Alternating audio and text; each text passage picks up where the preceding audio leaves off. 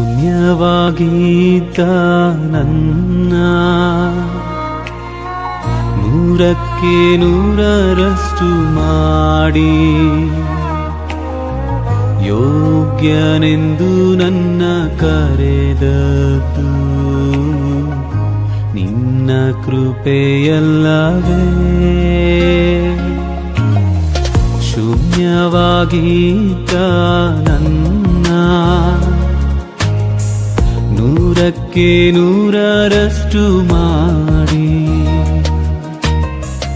ಯೋಗ್ಯನೆಂದು ನನ್ನ ಕರೆದದ್ದು ನಿನ್ನ ಕೃಪೆಯಲ್ಲವೇ. ಗಣನೆಗೆ ಬಾರದಂತ ನನ್ನ ಗಣನೆಯ ಮಾಡಿದ್ದು ನಿನ್ ಕೃಪೆಯೇ. ಗಣನೆಗೆ ಬಾರದಂತ ನನ್ನ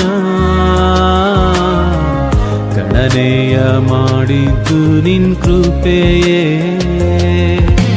ಕೃಪೆಯೇ ಕೃಪೆಯೇ ಕೃಪೆಯೇ ಯೇಸು ಅಪ್ಪ.